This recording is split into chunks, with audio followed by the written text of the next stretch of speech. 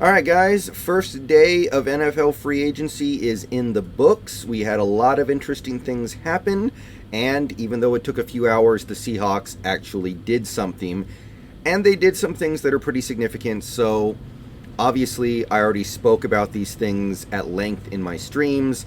I spoke about these things in quick little videos that I uploaded in the middle of the day, but I thought I'd go ahead and throw together an end-of-day summary to wrap it all up and also go into maybe a little bit of extra depth into these signings and the way in which I'm looking at them. So, first, just a few minutes ago, I hit 2,600 subscribers to the channel, so I want to say shout out to all the subscribers. We got some new ones, obviously, in the last several days. The channel's blown up in the last week or so. So, shout out everybody. When I get my new setup going in the other room in just a few days now, I should be able to go back to giving shout outs to channel members, and you guys know how I like to do things. So yeah, thank you to everybody who's helped this channel get to now 2,600 subscribers. So two moves happened today for the Seahawks, basically. Two things of significance happened. I want to spend some time talking about both. I've already kind of gone over this in previous streams and previous videos, but let's go a little deeper this time. So the Seahawks' first move of the day was to bring in Rams tight end Gerald Everett. And I've already gone over the basics on how I feel about this deal. I like the player. I like the fit. I like the fact that we're doing stuff to help Shane Waldron. I like the fact that we're doing stuff to help Russell Wilson. The only thing I don't like about this signing is that it was a one-year deal, meaning there's no backloading of the contract. He's going to get 1 year, $6 million against the cap this year. No other way around it. That being said, and I want to stress this, I think a lot of players in the NFL right now are not interested in signing long-term deals because they know the cap is going to go up next year. So Gerald Everett may have turned down any deal that wasn't a one-year deal. So let's look at Gerald Everett's career so far. He's been a Ram the last 4 years. The first 2 seasons he played, he was a little bit more of a reserve-type player, and as his career went on, he became more and more utilized. So first 2 seasons, he started a couple games, but he did play in every game. He would get targeted 2 to 3 times a game. And then the last 2 years, he's become a guy who gets targeted about 4 times a game.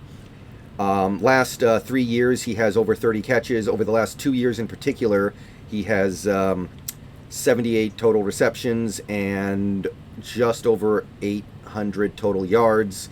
So reasonably productive in an offense that had a lot of other things going on, like, Robert Woods, Cooper Kupp, Brandon Cooks. They had a lot of other stuff at receivers, so the tight end was never the focal point of the offense, but Gerald Everett found a way to make important contributions to the team.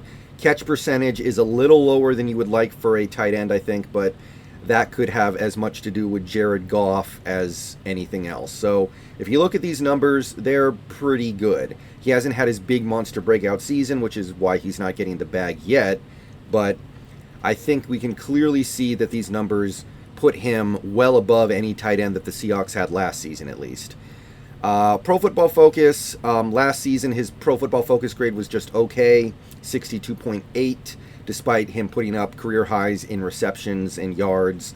So his blocking may have fallen off a little bit. It's hard to know exactly where this grade is coming from, but this tells me his blocking was not great in 2020. However, if you go back to 2019, his grade was excellent. And this despite having roughly similar production in terms of receiving, so odds are pretty good that in 2019 he was simply a superior blocker. Going back to 2018, his grade was stellar. And again, he wasn't used a lot, but he was used a decent amount. He had over 300 receiving yards. So this is interesting. This tells me that even though Gerald Everett is mostly known for being a receiving tight end, this tells me that in the past he has proven to be a capable blocker. And just for the sake of completency of being complete, let's go back to his rookie year, PFF grade of pretty bad, 53. So PFF has liked him and liked him not so much over the last 4 years. So we've seen him be very good. We've also seen him be very forgettable by their standard. And more than just how he's played or the level at which he's played, I want to take a look at one of my old videos from last year. You guys may remember that I actually spoke about Gerald Everett at some length in a video last year, not because I wanted the Seahawks to really get him, but because I was drawing a comparison to other tight ends in the league. So, real quick here, let's go back to my video from 2020 and watch this little segment of it. So I'm going to go ahead and hit play, and hopefully you'll learn something. In first place, that went to Gerald Everett of the Los Angeles Rams. He lined up outside on 88 snaps. His 20% of snaps taken as an outside receiver was also by far the highest count of any tight end I could find. This is actually despite the fact that Gerald Everett missed 3 games in 2019. Had he played in all 16 games, it seems very likely that he would have broken 100 snaps lined up as an outside receiver. All told, the Rams lined up Gerald Everett as an outside receiver on about 7 snaps a game on average. A not huge, but definitely not insignificant number. So ultimately... All right, so the thing I'm trying to get across there is Gerald Everett is used not like other tight ends get used. Gerald... Water pump. And we're done. Thank you. Gerald Everett lines up as an outside receiver more than any other tight end in the NFL, or at least he did in 2019. 2020, I'm not so sure, but it goes to show you that not only is Gerald Everett pretty good, not only does he fit this offense, but he can be used in ways that most tight ends don't get used. He lines up on the outside. I spoke a lot about how Colby Parkinson did that a lot when he was at Stanford. Well, Gerald Everett has proven that he can do it in the NFL, which is probably more valuable. In fact, in 2019, the Rams lined him up as an outside receiver on about 7 snaps a game, and that was with him splitting snaps with Tyler Higbee.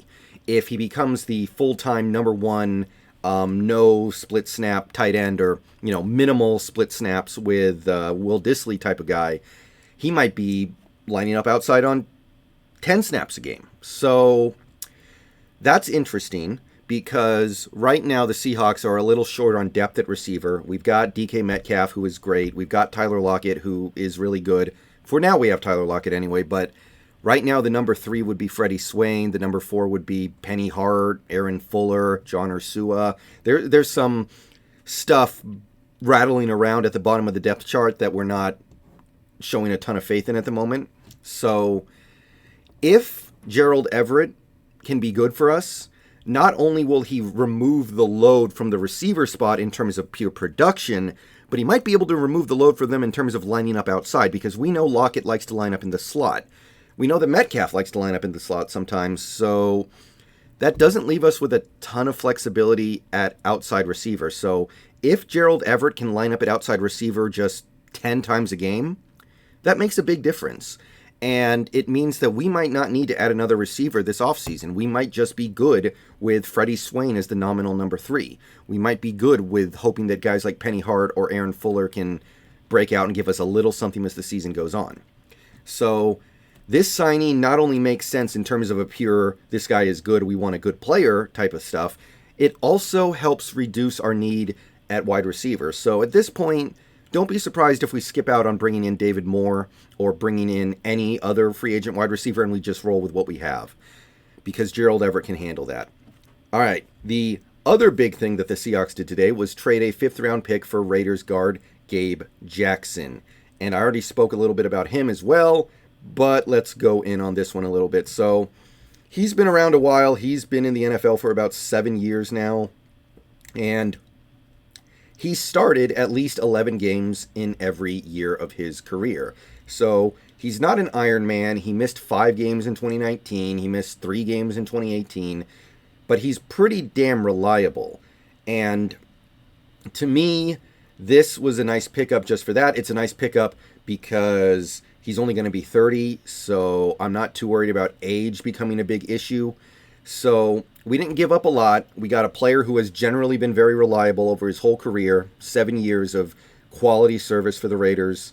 Never made a Pro Bowl or an All-Pro team, but, well, that's why he didn't cost a little bit more in a trade. So that's just the obvious stuff. We can all look at this stat sheet and clearly see that, hey, this is true, that is true.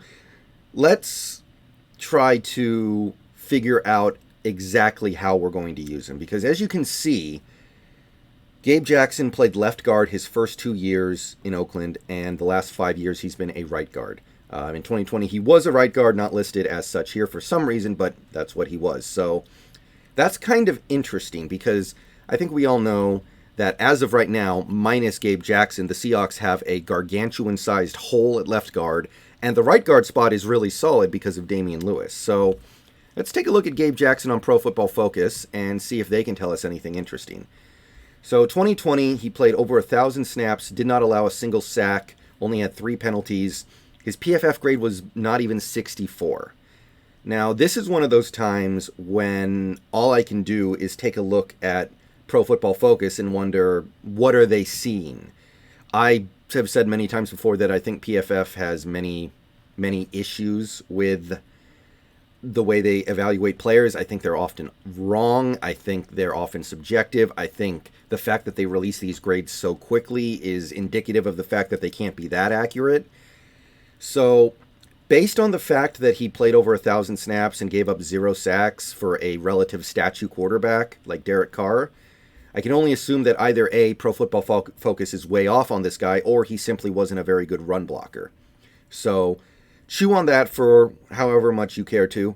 2019, his PFF grade was a little worse, which is interesting because he played far fewer snaps, only 700, and gave up 5 sacks. So this must be some sort of run blocking thing. That's the only thing that makes sense to me. But so these last 2 years, Gabe Jackson hasn't exactly looked great according to Pro Football Focus. Let's jump back further. Let's go to 2018, and things start to round out a little bit more. In 2018, he played 850 snaps, allowed 5 sacks again, but his PFF grade was sterling 73.7. So again, this is probably a run blocking thing. So going back to 2017, he played almost 900 snaps, allowed 1 sack, PFF grade of 67.3. So very solid starter this year. 2016, over 1,100 snaps, 0 sacks allowed. Holy crap, what a stud. PFF grade of almost 75. One of the best guards in the league. Probably a Pro Bowl snub this year with these numbers. Okay, so 2015, this was his second year as a left guard in Oakland. He was a left guard in 2015. Played over 1,000 snaps, allowed 1 sack, Pro Football Focus grade of almost 80, 79. One of the best guards in the league with a 79 grade. 2014, also playing left guard. He allowed 1 sack on 800 snaps. I don't think he was the immediate day 1 starter for Oakland, but he had a PFF grade of almost 70. So it seems to me, and I don't want to make any broad assumptions about PFF numbers because, as I've said before, they are often a little wonky and you can't completely trust them. It seems to me that maybe he was better at left guard than right guard. So that opens up the opportunity to simply slot him in at left guard and go forward with it. But he hasn't played left guard for 5 years, so I don't want to draw a big conclusion from something that happened 5 years ago either. So the question is, if you don't put Gabe Jackson at left guard, what if you put him at right guard? What happens then? Does Damian Lewis move to left guard? Does Damian Lewis move to center? And if you do that, how are you going to then deal with the new issue you've created? So that's what I'm really looking for when this season starts. Where does Gabe Jackson play and how does he look at that spot? And do we have enough flexibility to move him to right guard, move Damian Lewis elsewhere? I also have some questions about that contract, which is pretty fat. He's going to make $19 million plus against the cap over the next 2 years. I'd like to see that number changed. But look, we are going into 2021 now with a number 1 tight end who is clearly capable of being a number 1 tight end, a number 2 tight end who is a perfect number 2 tight end, a couple hundred receiving yards over the course of a season and some good blocking. And we have a number 3 tight end with some upside who in his second year needs to start to prove at least a little something. So the tight end room looks like a real tight end room now. I like it. And we now have 4 offensive linemen on this team who are at least going to be good. Almost certainly. And 3 of them have upside to be better than good. We know Shell, based off what we saw last year, is good. He gave us a good season. There's no reason to believe he won't be good again. Dwayne Brown, he should at least be good. If he falls off, he's not going to fall off that hard. Damian Lewis was good last year. No reason to believe he's not going to just get better. So baseline, he's good. Very good chance he can accelerate to something better than just good. And then you have Gabe Jackson, who throughout his career has been anywhere from good to great. And that puts us in a good position to not even be that good at the 5th offensive line spot and be able to mask that deficiency. So I'm happy. I'm excited. This was a pretty good first day. We're not done yet. I don't think we should be done yet anyway. I really want to see us bring back Dunbar tomorrow, but I'm not going to get upset about the moves that I saw today. So tight end room is complete. Offensive line, most of the way there. Let's see how we wrap it up tomorrow, or, well, continue it tomorrow. And I'll be in stream. Peace out, Go Hawks. See y'all later.